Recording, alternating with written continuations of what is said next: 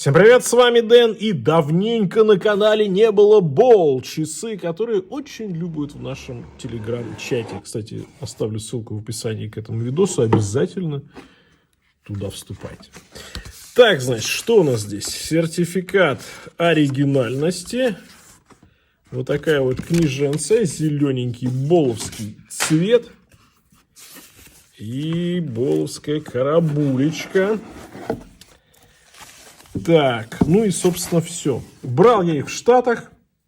Эпопея была такая с заказом. Долго они ко мне ехали. Таможка там по полной зарядила. Но это все не имеет никакого значения. Ball Trainmaster GMT. На Джамашопе где-то в районе $1000 их еще можно купить. Ну, плюс таможка, плюс доставка. Сами понимаете, это дело непростое. Ну да хрен бы с ним. Так, тут какие-то бумажки всякие, вот это всякая муть. Вот, самое главное, это, конечно же, часы. И это, как и часто бывает в случае болов, непростые часы, потому что здесь у нас GMT, во-первых, а во-вторых, Титан. И поэтому они супер легкие. Сейчас я их распакую и продолжим. Слушайте, распаковал, ну и как это часто бывает с часами, у которых есть только паршивенькие рендеры или паршивенькие фото, конечно, вживую совершенно другое впечатление, они очень приятные, и знаете, вот прям берешь в руки, и качество прямо-таки чувствуется. Ну, здесь все из титана, безель, корпус, браслет, часы достаточно легкие, поэтому, насколько я понимаю, только застежка здесь стальная, вот в этом месте, да, и застежка у нас бабочка, соответственно, в повседневной носке будет достаточно удобно. Что касается механизма, то вот он, Красавелла здесь, Bell его называет, Бол, точнее, его называет RR1201. Ну, собственно, это на базе яташечки 2893-2, пожалуй, лучшего массового калибра, который сейчас есть на рынке. И он и точный, и он стабильный, и он тонкий, поэтому, ну, в общем, одни плюсы. Запас хода только 42 часа, но по большому счету это не проблема, как мне кажется. У этих часов водозащита 30 метров, заводная головка зачем-то завинчивающаяся. Конечно, при такой водозащите этого можно было и не делать, но ребята сделали. Это Бол, поэтому здесь третий. На метках и стрелках третий Т-25, потому что в Европе и в Штатах, ну в Европе, по крайней мере, точно, по-моему, официально запрещено сотый тритер добавлять. Ну, это, я думаю, не проблема. Сапфир с внутренним антибликом у нас спереди, сапфировое стекло у нас сзади. Есть здесь что еще? Дата, GMT, дата и минуты, секунды и часы.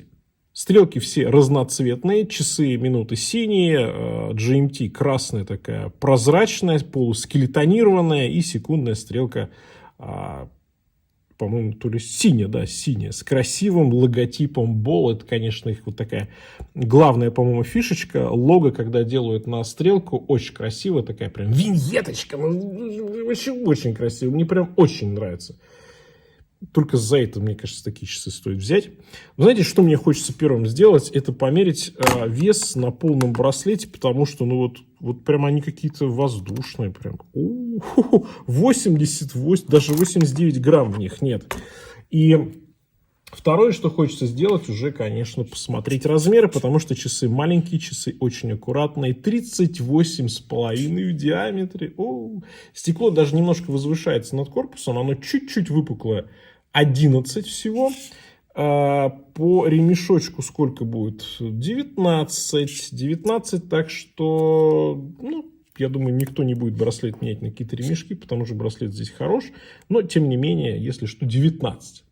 45 от ушка до ушка и аккуратные, очень аккуратные прям часы. И на моем запястье 18,5, ну, смотрятся, ну, они вот, это прям реально вот часы на каждый день. Маленькие, аккуратные, GMT, то есть в поездке, часовые пояса, командировочки, туризм, вот самое то. Ну, Бол умеет делать такие часы, и их часто делает со вкусом. И вообще у Бол, как мне кажется, часы, они скорее не про красоту, если вы хотите, да, циферблата, а именно про удобство. Такие вот часы для реальных мужиков, как это раньше было, для железнодорожников и, что называется, на каждый день. И в этом сегменте у Bold на самом деле не так и много конкурентов, потому что у них всегда классное качество, неплохие цены, особенно если вы их берете не по ценам в ритейле, и хорошие характеристики. А что, собственно, еще нужно? Ну, давайте теперь поговорим о том, что еще нужно. Читаемость, как видите, неплохая, несмотря на то, что циферблат не очень крупный, и несмотря на то, что здесь еще есть дополнительная стрелка GMT, в плане читаемости все окей, потому что есть такие крупные метки, они же тритиевые тубы, кто-то их любит, кто-то их не очень любит. Опять же, для часов таких универсалов, вот такой полуспорт, полукэжуал вполне себе допустимо. Это же не классика у нас, так что какие вопросы? Все неплохо, все аккуратно. Много цветов, с другой стороны, не скажешь, что здесь какой-то перебор в плане цветности. Нет, все в порядке. Браслет типа Oyster, корпус такой тоже примерно в стилистике Oyster, но он не пухлый, он очень аккуратный и он хорошо сидит на запястье, как мы с вами определили. Приятная полировочка по титану. Здесь нет зеркальной полировки по основной части корпуса, кроме вот полировки самого безеля. И это приятно, потому что часы, опять же, такие утилитарные, опять же, на каждый день, и поэтому излишняя блестяшность, простите за слово, она здесь не нужна, ее здесь нет. Все аккуратно. Может быть, чуточку, знаете, чуточку островата нижняя часть браслета, такая, знаете, не такая острая, как у Tudor Ranger, например, как вообще у Тюдоров. Но немножко островатая, где-то на уровне прошлогодних Сан-Мартинов, я бы так сказал. Но в целом все окей.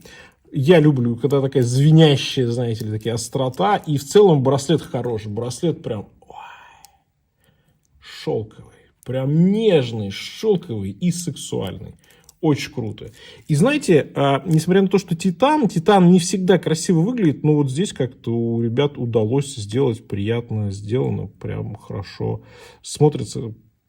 Сатинирование просто шикарно. Сатинирование просто вау. У Ball всегда была крутая отделка. Эти часы, конечно же, не исключение. Здесь мне все нравится. Что бы я хотел? Наверное, я бы хотел чуть менее островатый браслет. Может быть, хотел бы здесь водозащиту 100 метров, потому что часы, опять же, на каждый день. Но с другой стороны, слушайте, стоят они адекватно. Стоят они для Бола, если брать, опять же, в Штатах, если брать в магазинах-дискаунтерах, прям дешево. С этим механизмом, с титаном, Ball, тритий. Что я хочу? Вот что я хочу? Что я вообще охренел? Губу раскатал. Нет, здесь все круто. Вот я даже не буду продирать. Здесь еще и гильюше на циферблате. Вы просто посмотрите. Цифер хороший. Цифер прям красавец. Но опять же, Ball это круто. Ball делает вещи. Очень многих конкурентов в этом ценовом сегменте он просто разрывает, потому что ребята очень часто заморочены именно качеством. Я вам так, знаете, скажу, вот такое субъективное свое мнение. Вот условно там за 1000 баксов, там 1000-1500 баксов, Боллы часто будут, не очень красивые, не красавцы. Но по отделке, по характеристикам они просто пинком выгоняют других красавцев, которые там вот так, да. Если хотите мое мнение, по сравнению с каким-то Tudor Ranger, они не хуже, они такие же. А характеристики у них лучше. Стоят они в 2 раза дешевле, да. Что тут вообще выбирать? Вот просто классные часы, и все. Еще и GMT-шечка. Кажется, перехвалил, да посмотрите на этот циферблат. Да Рейнджеру такой циферблат просто работать и работать, чтобы сделать такое же качество отделки по циферблату. Идеальная печать, ни пылинок, нифига здесь ничего нет. Здесь все круто. Вот как надо делать. Конечно, это у нас это японцы обычно так делают, а швейцарцы так стараются не делать, но вот это, конечно, косяк. Китайцы так уже не делают, да, но Ball, да. Я вас нахваливал, а вы сделали это что? Как? Это миллиметр, здесь 1,5 миллиметра зазор между браслетом и корпусом. Как так можно делать? Да, кстати, забыл сказать, что у них ритейл $2000. За $2000, мне кажется, многовато. Где-то 1000, 1200, 1300 самое то. Очень неплохие часы за эти деньги. Здесь есть, как вы видите, и суперлюминовая, здесь есть и тритиевые тубы. Честно говоря, логику я не очень понимаю, потому что, как видите, тритиевые тубы — это все стрелки и часовые метки, а вот индикация 24 часа для второго часового пояса, она суперлюминовая. Ну, как бы какое-то странное решение, мне кажется, сделали люминовую ради люминовой, ну, ладно, пусть будет. В общем, нравится вам, когда побольше светится, пусть будет так. Ладно, ну что, шутки в сторону, давайте подводить итоги. По характеристикам, по качеству, по цене, ну, это шикарные часы. Если вам удастся их взять примерно за столько же, за сколько взял я, то это прям победа, я бы сказал. Да, есть определенные вопросики. Есть определенные вопросики, и, наверное, у меня их два. Это водозащита и почему браслет имеет такой большой зазор, который обычно имеют только японцы, но не швейцарцы. Ну, собственно, и все. И я думаю, что цена все это прощает. Не ритейловая, конечно, потому что ритейловую цену мы такую не принимаем. И для этого нужно стараться еще и стараться. Но вот цена, которая есть там в Штатах, она вполне себе адекватна. Я бы даже сказал, за такие часы это дешево. Пишите ваше мнение, какой может быть бол постараться еще показать на канале, потому что у них огромное количество интересных часов. Не все можно взять по адекватным ценам. По ритейлу, конечно, я брать не буду. Перебор, извините. Вот. А что-то такое адекватное, пишите обязательно. И там попробуйте, ссылки тоже поставляйте. Я, может, что-нибудь закажу, может, что-то возьму. Короче, всем пока. С вами был Дэн. Увидимся.